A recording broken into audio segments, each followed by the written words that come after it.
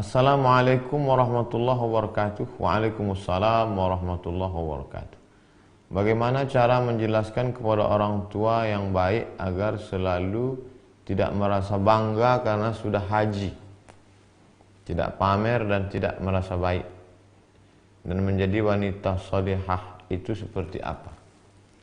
Wahai bapak-bapak, orang tua yang anaknya sudah ngaji, sudah diajarkan di rohisnya, di sekolahnya, di kampusnya tentang tawadu, rendah hati, tiba-tiba setelah dia pulang ke rumah, dia mendapati orang tuanya masih angkuh dan sombong walaupun sudah haji.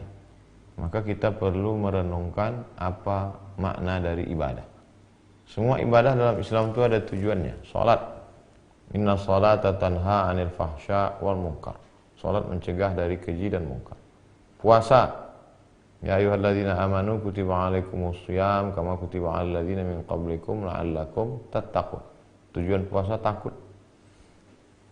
Haji, tujuan haji, faman farada fihi al hajja, siapa yang melaksanakan haji fala rafasa, menjauhi seksual, wala fusuqa, jangan lagi nakal secara yang non seksual, korupsi, termasuk dosa batin, angkuh, sombong, takbur, hasad. Wala jidal, lidahnya tidak kasar. La yadkhulul jannah, tidak masuk surga man kana fi qalbihi, siapa yang dalam hatinya mithqala habbatin min khardalin min kibrin, ada sombong sebesar biji sawi. Mestinya orang yang pulang haji itu justru lebih rendah hati, karena inti dari haji al-hajju arafah. Haji itu wukuf di padang Arafah. Di padang Arafah dia sudah melihat tidak ada orang kaya, tidak ada orang miskin, tidak ada ulama, tidak ada rakyat jelata, tidak ada penguasa, semua pakaiannya sama. Oleh sebab itu, di antara pesan hikmah di balik ibadah haji adalah tidak angkuh dan tidak sombong. Cukup share video ini ke orang tua, sahabat, kawan yang sudah haji tapi justru makin sombong. 2. Menjadi wanita salihah. Yang pertama, al-imanul qawi, imannya mesti kuat. Yang kedua,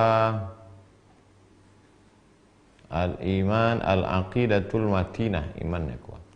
Yang kedua, sahihul ibadah, ibadahnya mesti benar. Yang ketiga, al-akhlaqul karimah, berakhlakul karimah. Ada orang sopan, baik, lembut, tapi akidahnya menyimpang, tidak betul. Ada orang rajin ibadah, rajin sedekah, tapi lidahnya kasar, berarti akhlaknya kurang. Seorang baru dikatakan baik kalau cukup 3. Al-aqidatul matinah, akidahnya, tauhidnya benar, la ilaha illallah Muhammadur Rasulullah. Kemudian setelah itu al-ibadatus sahihah, sahihul ibadah, ibadahnya benar menurut tuntunan sunnah Rasulullah sallallahu alaihi wasallam. Yang ketiga, al-akhlaqul karimah, berakhlakul karimah. Berdosakah seorang ibu jika saat anak membangun rumah tapi uangnya dikorupsi oleh ibunya? Datang seorang melaporkan ayahnya kepada Nabi SAW. Ya Rasulullah, ayah saya mengambil harta saya. Kata Nabi, anta wa maluka li abik, engkau dan hartamu milik bapak. Jangankan engkau, jangankan hartamu, engkau, anta wa maluka li abik, engkau dan bapakmu, engkau dan dirimu milik bapak. Nabi sedang mengajarkan bakti seorang anak kepada orang tua. Tapi pun meskipun begitu, tentu ada batas kewajaran. Kira-kira yang wajar itu berapa? Kalau sampai di atas lebih dari kewajaran, tapi jangan gara-gara itu sampai seperti yang kita lihat di pengadilan. Seorang anak menuntut ibu hanya karena sebatang kayu yang dipotong. Oleh sebab itu tidak benar. Jadi dalam hal ini mesti dilihat batas kewajaran.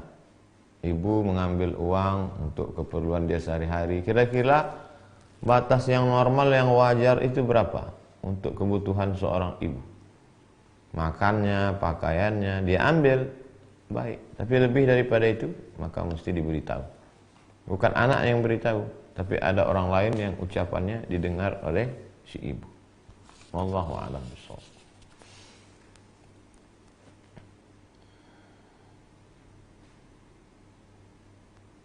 Kenapa saya susah sekali dapat jodoh? Jodoh itu bagian dari rezeki. Oleh sebab itu, wa fis sama'i rizqukum wa ma tu'adun. Rezeki kamu dijanjikan Allah Subhanahu wa taala.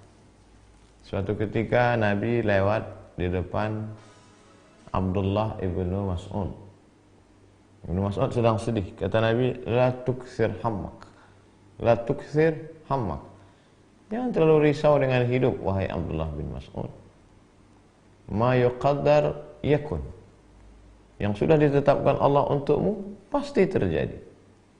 Wa ma turzaqu ya'tik. Apa yang sudah ditetapkan Allah menjadi rezekimu pasti datang. Rezekimu lebih tahu di mana engkau berada daripada engkau mengetahui di mana letak rezeki. Oleh sebab itu, disitulah letak keyakinan, disitulah letak iman. Alimtu anna rizqi la ya'khudhuhu ghairi fatma'anna qalbi. Aku tahu bahwa rezekiku tidak akan mungkin diambil orang lain. Fatma'anna qalbi, hatiku menjadi tenang. Begitu kata Imam Al-Hasan Al-Basri. Tapi tetap ada ikhtiar dan usaha. Idza sa'alta fas'alillah. Jangan pernah bergantung kepada manusia. Kalau minta sesuatu, mintalah kepada Allah. Idza sa'alta, minta fas'alillah. Wa idza sta'anta, minta tolonglah kepada Allah Subhanahu wa taala. Wallahu a'lam bishawab.